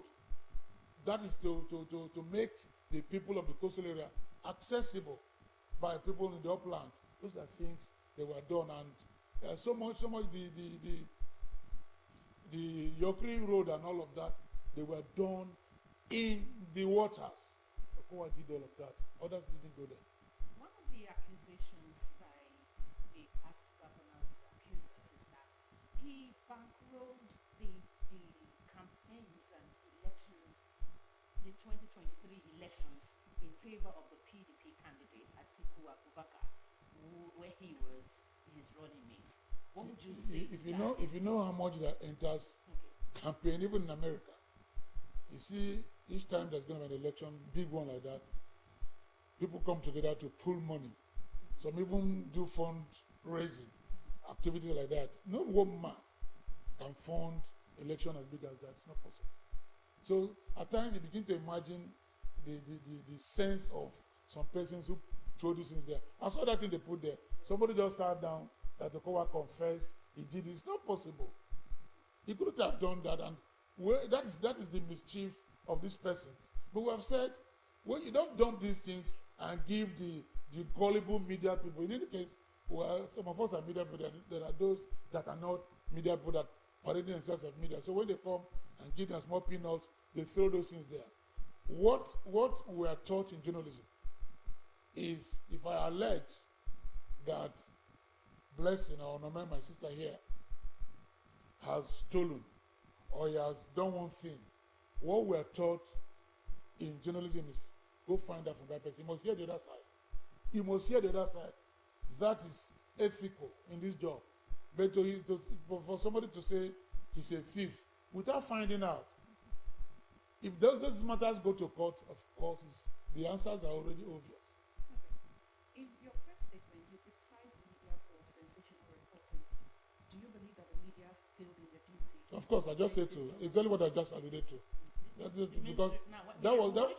To put it straight, mainstream media or social media? Social media. Yes. It was more in the social media. Exactly. I have never been a friend of social media because they do more damage. But that was where this story was trending. Yeah, that was because the same thing. That is, in any case, the mechanic whose workshop is not doing well, they just suddenly become a blogger. They just have one social media platform and they dump these things there. They don't know what we do in journalism. They don't know that you must look at the other side to balance it. We are taught all this, and some of us when we're in practice, if you have information, you go find out from it, and you don't find that, oh, I've been told this document they gave it to me, or what I've been told is a lie. And you end it, you even tell the man who brought up it, don't bring kind of thing in the paper. But what you have brought here is lie that you brought. But these days, because I don't know whether it's hunger or whatever, they just go and give them and they go. It is more in the social media space. In the mainstream, I tell you, that day the story broke. It was a Monday. TVC called me. Good journalism. Called me and said, CPS, I said yes. He said, this is what we just saw now. But we needed to find out from you. And I thanked them for doing that. And I said first, then I seen it scrolling on one of the channels. And I said, I thanked them for being responsible. And I said, the man left Asaba today on his own. So he wasn't arrested. He didn't come here. He just went there. So put it that he went to honor an invitation. And that was all. And they asked me further questions, and I told them. And the guy out there in the other end said, no, this is the correct thing. We'll drop this. Because that is the way to go. But I don't blame those in the social media. What is important is those who believe them. Because me, I dissect it so much. I look at it before I run with anything from there. I fear for this country and maybe the world. If when the National Assembly was trying to have a way of gauging what goes in there and what comes out of there, people, there was outcry. Let me tell you one story, if you give me time. While I was in Abuja, I was head of defense desk of News Agency of Nigeria then, after I left politics. What a session at the military headquarters, army headquarters. Nigerian Guild of Editors and some other people. The guy that sat by my left, all the things we were discussing with the high military authorities, where everybody was busy thinking. I saw him, he was busy with his laptop, knocking, posting things. And I looked, I found that something I had edited before I left my office. Some stories I edited in non-platform. He was picking there and posting to people, picking there and posting to people. I didn't let him know I work in NAN. And I said, my dear, what are you doing? You came here for this seminar. The seminar was on social media, the damage they were doing. Military was very concerned. And that was what we're talking about. Meanwhile, you're supposed to be a social media person. You're not even listening. You're just there. He told me I'm doing my job, though. And when we finished, I told him, I said, 2 stories you took from there were edited by me before I left my office. And we're just taken and posted. That's what they do. And that guy was, at that time, was the president of social media group in Nigeria. He was their national president. He was doing that. That means to say there are some journalists who know what they're doing. There are some who are just copying and pasting. Yes, that was what he said. So what he was speaking, he didn't know whether it was junk. He didn't know whether it was rubbish. He didn't know whatever that thing will libel somebody. Whether he was just picking and dishing out. That sets a tone for what is happening in the journalism space.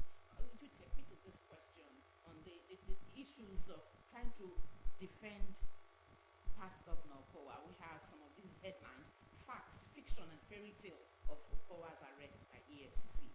While some Deltans and Nigerians in general have said it's true about the misappropriation of 1.3 trillion naira by past Governor Okowa, some others have said it is true and it is possible.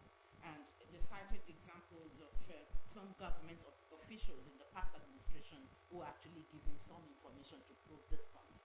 What is your stand on this, and where do you stand on this matter? Which one now? That there are some people, there are some Deltans and government officials who are aware that this amount of money, or some monies, Delta State monies, were actually misappropriated by the past government. No. Like we have said, Okowa said it himself, that he's not going to live anywhere. He's not going to travel out of the country. He's open to investigation. What is important, these persons that are throwing these things, come and bring the evidences that you have. Okay, so No person, they will just come. Yes, since this invitation, have people asked for such evidences, and are they coming? No. It's not for Okowa to ask for evidence. It's for the EFCC. That the FCC will not provide any evidence at all against No. The way he runs is this.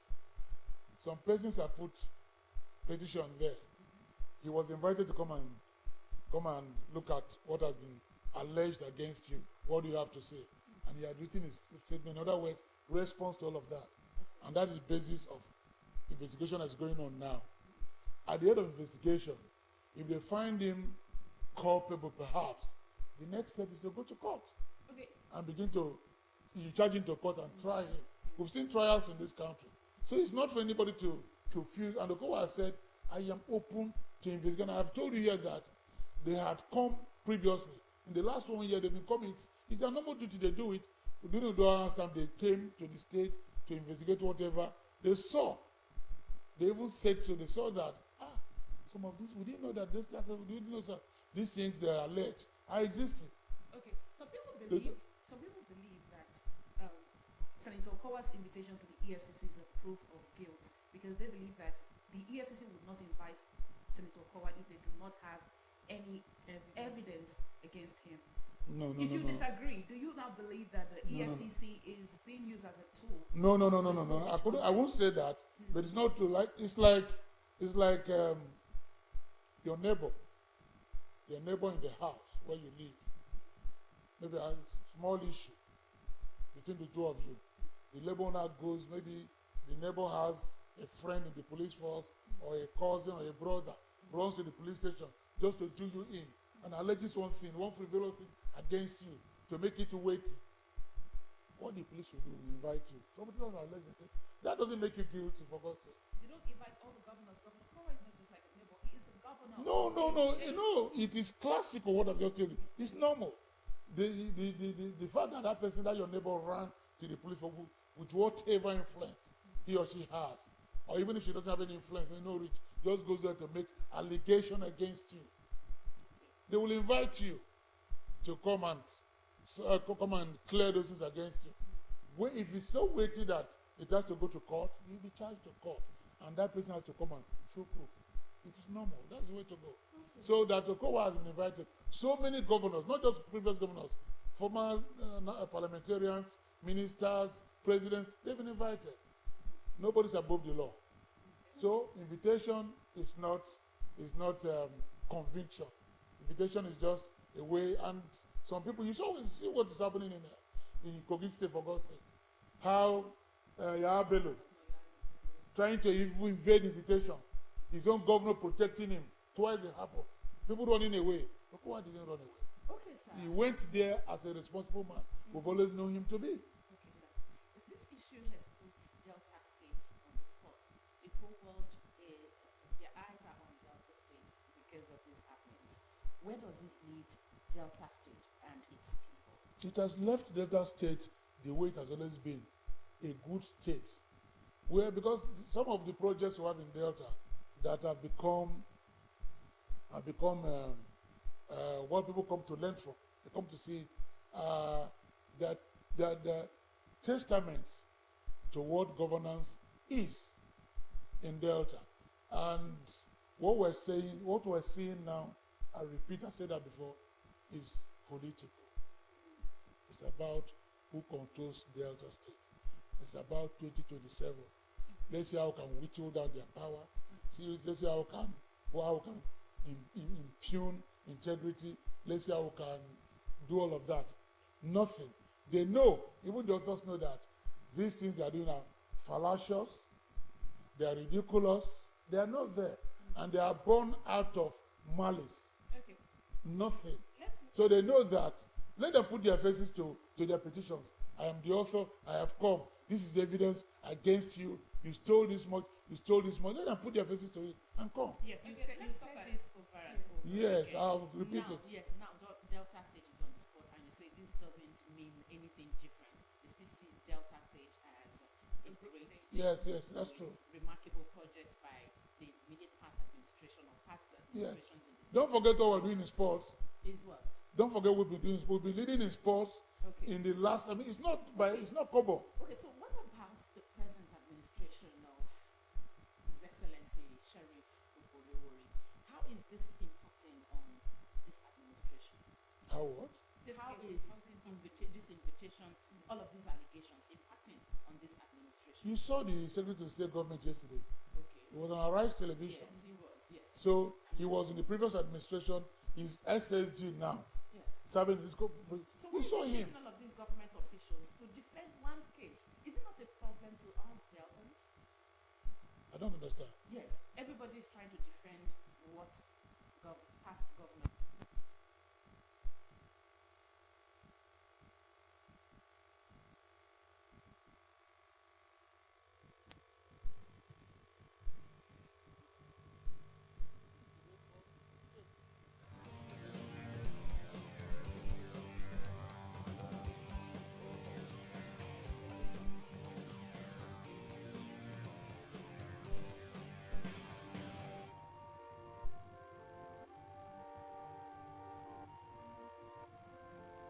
Some say learning is fun, but as a mom, I see how demanding it can be for my child. That's why I ensure he starts every day with a cup of Bonvita. Bonvita. Prepare them to win every day.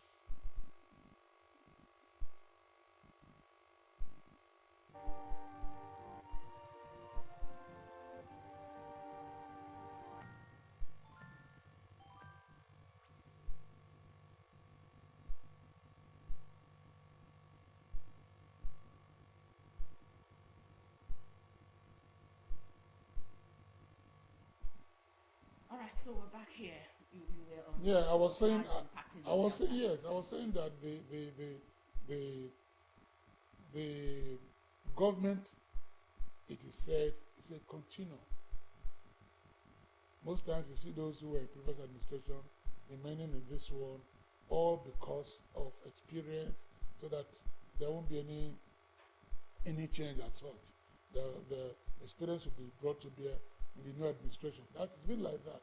It's been a lot like that. So seeing SSG and Charles Anyago, the commissioner, all of them coming, it's because of belief, because of the integrity that has to be defended. It's a Delta thing. There are some persons, perhaps, put themselves together and been thinking, how do we pull this government down? How do we tarnish the image of this government? How do we? They've taken everything. You've taken them to court, they won. Elections, they won massively. And all. What do we do to them? What do we do to give the other side as if there is some fight? That's what we're seeing. And since they're talking about funds, they're talking about projects, and those in government and those people that handle these things, both the funds, both the projects, it's only government people that will come and say so. That's what we're doing. Is this controversy affecting Senator Okowa's political future? No, no, and not the in any way. reputation of his party, the PDP, in that state? Not in any way at all. Not in any way. Not in any how. Okowa, like you've been seeing people coming to visit him, Solidarity. The first was UPU. Immediately after my statement came out, UPU came. Urhobo Progress Union, they came to in Solidarity. We heard what happened. Thank God you're back. They did all of that. And when they left, the Shekiris came, led by the PDP state chairman and former commissioner in this state, Otumara. They led the Shekiris to come. The following was which group came? They've been coming. The Sopadek was yesterday. The same yesterday, the Khan was there yesterday. The presidents general of all the communities in Delta North were there yesterday.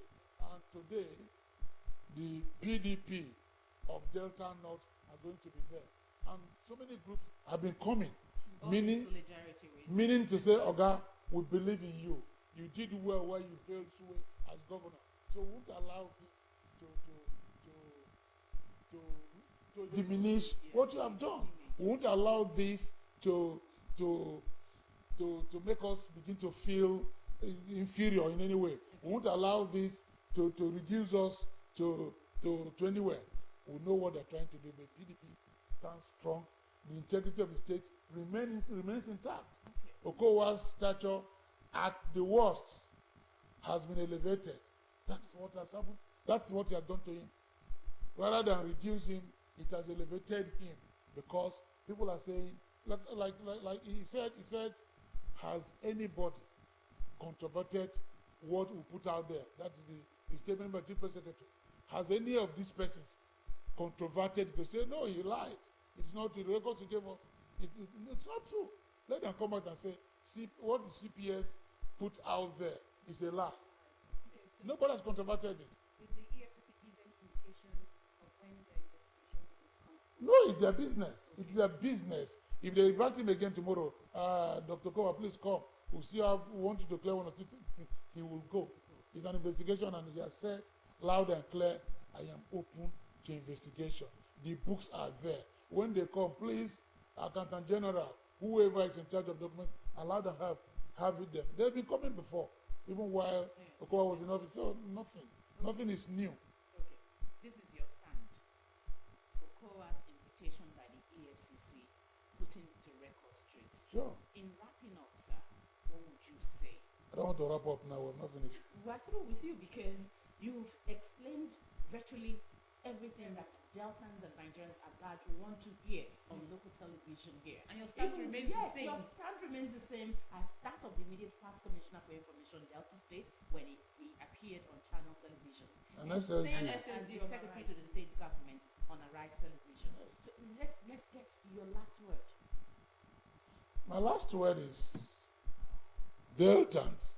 Incidentally, since 1999, Delta has remained a PDP state. And we know where these bullets are coming from. But PDP... You've not mentioned that. You said these people... We know where the bullets are coming from. And we have big chests to stand all of that. PDP is synonymous with Delta now. Deltans know that a lot is better with the PDP. And Deltans have been fortunate to have had governors who are concerned about welfare of the people. And each successful government has identified with the people, did its bit, and it's been like that. It has been one growth after the other in the state. The Deltans love PDP, they love their governors. So we're asking Deltans to remain with the PDP that they know and the persons that they know. Or if you put in any community or in any neighborhood, you put 10 persons together. 8 are PDP members, not even not members, they are supporters of PDP. That's the way it is in the state. We must thank you very much for coming. You have expressed the exact sentiments of many Deltas. And of course, we trust the ability in giving judgment or answering to such delicate issues as it concerns Delta State and Deltans. So we must say thank you to you for coming to put the record straight. And I hope that when next we invite you for any reason, for any cause that concerns Deltans, you'll be here. Yeah, thank you so much for having me. I will always be here. If you want me to come tomorrow or the next hour, I will be here. Because it's really hot now, right? Yeah, because we're talking about Delta State, we're talking about governance. Okay. Even if it's federal issues, call me, I will come. Thank you very much. Thank you for How having me. much the executive assistant to the governor of Delta State on public enlightenment on projects and policies and immediate past chief press secretary to Governor Ifeanyi, former Governor Ifeanyi Okowa of Delta State, has put record straight as it concerns the EFCC's invitation to His Excellency Senator Dr. Ifeanyi Okowa. Well, there's so many interviews out there that have been granted by Deltans, government officials. You can go out there, watch them, read them up, read stories that concern these issues and get the facts the way they are supposed to be. In all, he has told us these are the handiworks of detractors or enemies of progress of Delta State, who always get the facts straight right here on Delta Television, Asaba, the People's Pride. I want to thank you for being part of the ride this Wednesday, because we're dropping the curtains right here. Having gotten to this point, we have made our day, and I trust that we've been able to make you understand the true situation of things with the past governor of Delta State. God bless you. Thank you so much for spending your morning with us on Wednesday's edition of Morning Light. I hope you enjoyed the discussions. Have yourself a wonderful day. All right, sir, you're here with us to sign off. Yeah, thank you, Deltans. I will continue to be with you and give you facts the way they are as far as government is concerned. Thank you very much. Do have for yourself a beautiful